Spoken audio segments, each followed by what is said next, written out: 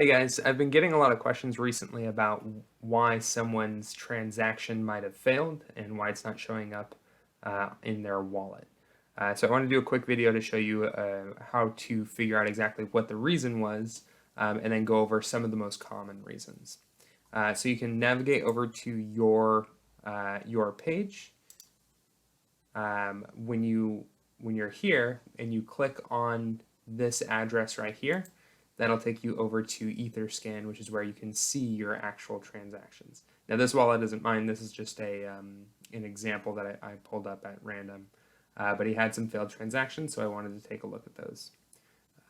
So looking at this first one, this error is actually the most important error for us to know and understand, and it's actually the best error because this is a protection mechanism that is built into the graph. When he first went to submit his signal transaction or his mint transaction, it first quoted him that he would get X amount of shares for the amount of GRT that he's using to signal. Now, as he went to go sign his transaction and waiting for it to confirm, another transaction completed, and thus the amount of GRT that he initiated for a signal would not result in the same amount of shares. So because the deviation in shares was too high, the transaction failed as a way of saying, hey, you should take another look, make sure that this is still something that is a good decision for you. And in our case, when we're looking at things that are, over-signaled, under-signaled, all of that, you could easily wind up in a situation where you are not signaling on something that is under-signaled if someone else kind of sneaks in just before you. Now they may have submitted the transaction before you, or they may have just set a higher gas price and then snuck in before you. But either way, this slippage protection is very important. When you go back to the graph, the way that you can set this slippage protection is in the actual signal section, you have slippage tolerance. Now, if you set this, by default, it's set at 0.5%, which that's what I recommend staying at.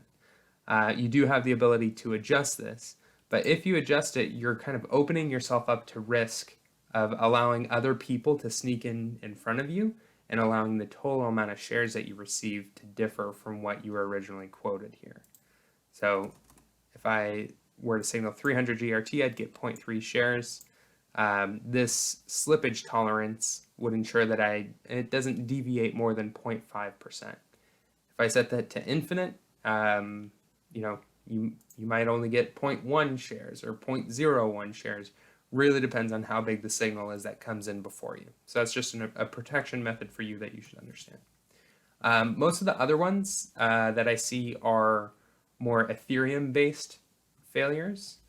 This one's kind of obvious. You can see the error message is fail with error, cannot deposit 0 tokens. So you can't signal 0 tokens. Chances are you made a boo-boo when you were typing in how much you wanted to signal. Here's another example. Transfer amount exceeds balance.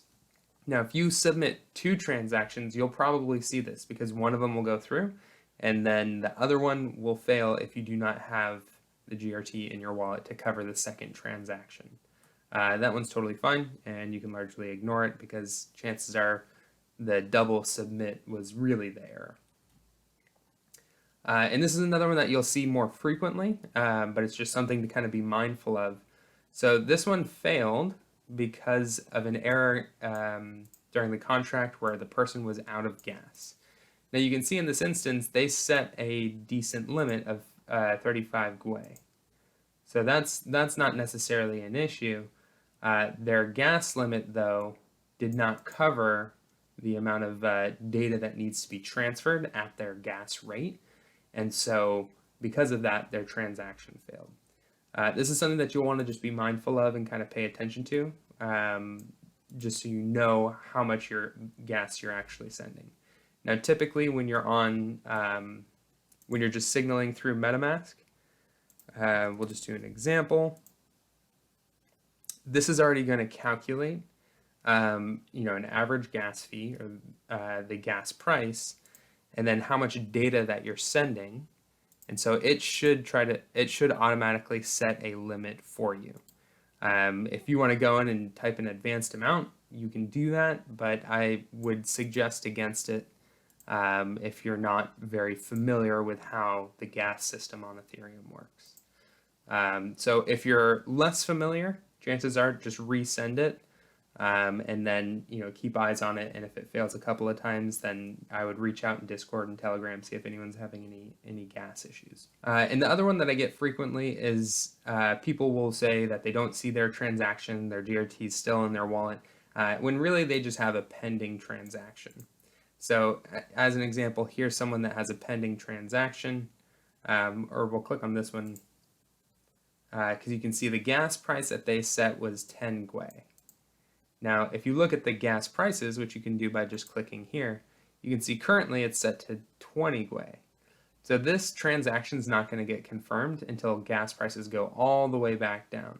So chances are this one's going to be pending for a little while. It's already been 14 hours, hasn't confirmed.